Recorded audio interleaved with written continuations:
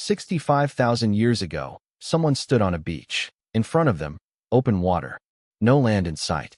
Behind them, everything they had ever known. They got in a boat anyway. And they crossed onto an island they could not see. This is the Wallace Line between Bali and Lombok. Even at the lowest sea levels, this gap never closed. No land bridge. No walking across. Only water. Yet humans reached Australia by 65,000 years ago, which means someone built something that could cross open sea, long before metal, long before writing, long before farming. This is one of the oldest deliberate inventions we know of. The textbook story is simple. A log floated, someone climbed on. You already pictured that. You were wrong too, because from that beach, you cannot see the other side. No island. No smoke.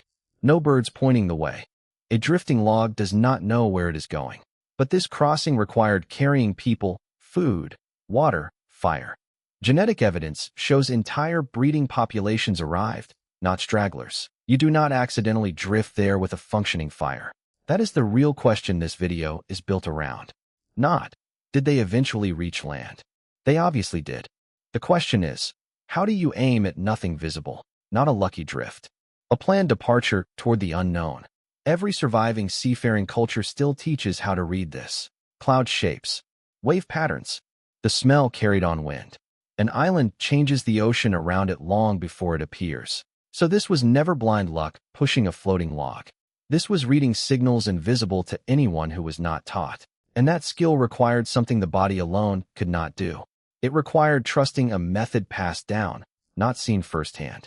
Open ocean navigation is one of humanity's first abstract sciences, practiced for tens of thousands of years with zero instruments. Every boat, at its root, is a solved distance problem. Long before boats, there was a simpler question. What floats? Wood floats. Stone does not. That much is obvious. But a single log rolls. It cannot carry a standing person. The real invention was not the log. It was the bundle. Tie several logs together, and the roll disappears entirely. Reeds worked even better. Lighter, and bundled tightly enough to float. Reed boats appear independently on rivers across the ancient world. Egypt, Peru, Mesopotamia. No contact between them.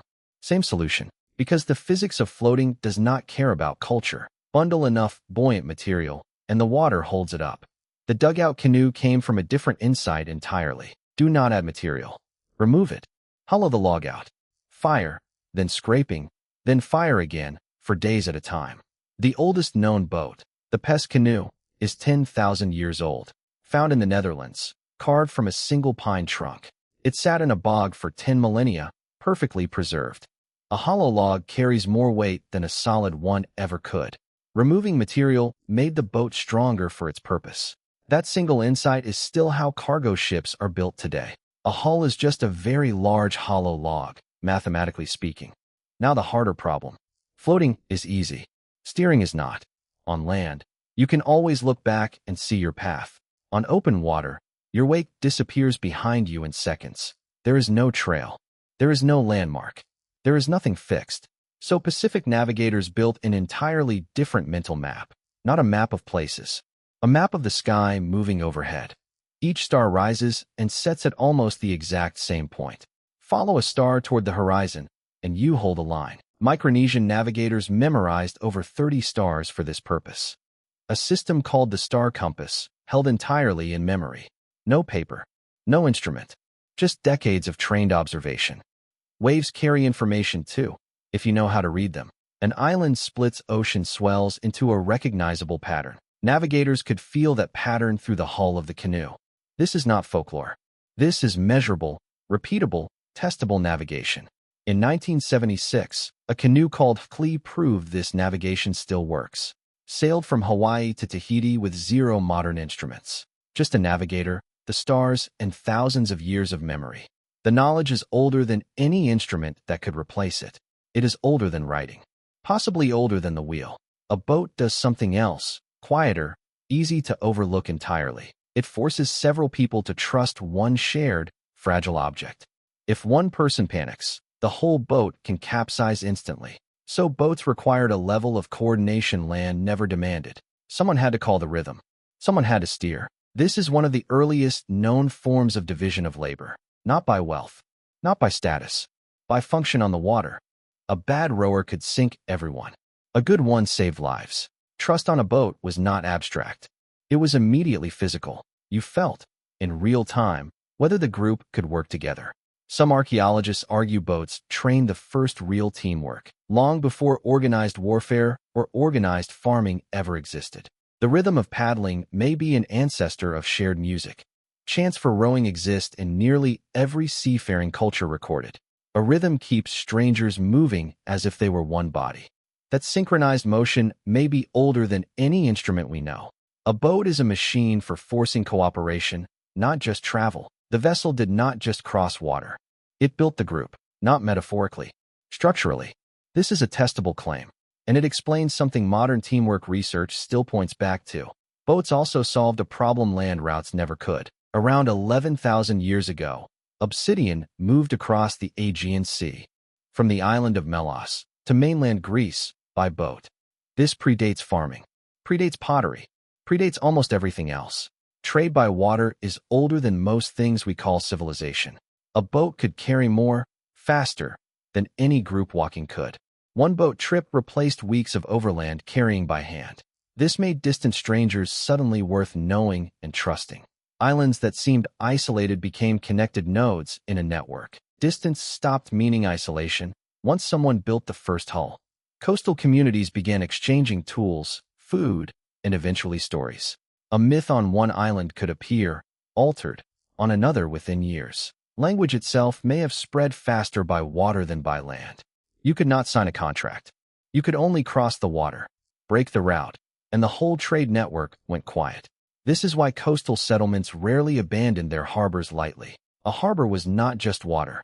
It was every relationship built through it. Some Mediterranean ports were used continuously for over 5,000 years, layer upon layer of wrecked hulls, in the exact same bay. A harbor can outlive every single sailor who ever used it. There is a fourth, harder truth about the first boats. Most first attempts at ocean crossing almost certainly failed. We do not have records of the boats that never arrived. Survivorship bias hides thousands of years of quiet, drowned attempts. Every successful crossing stood on the wreckage of failed ones, which means someone had to try again after watching others vanish. That kind of persistence is not instinct. It is belief. Belief that the far side of the water was worth the risk. Long before religion had temples, the sea already demanded faith. A belief that says, what I cannot see is still there. That belief is the true ancestor of every map ever drawn. Risk in animals is about immediate survival. In humans, it became purpose, not just staying alive, but choosing what alive should be for. That distinction is the seed of exploration, curiosity, and eventually science. None of it required a single instrument to already be true. The physical boat came later. The will to cross came first. Every ship ever built is a translation of that earlier decision. Wood did not invent the idea. Wood just made it repeatable. And once it became repeatable, something else became possible too. Inheritance. A route that outlives the person who first sailed it. Picture one specific night, 60,000 years before writing.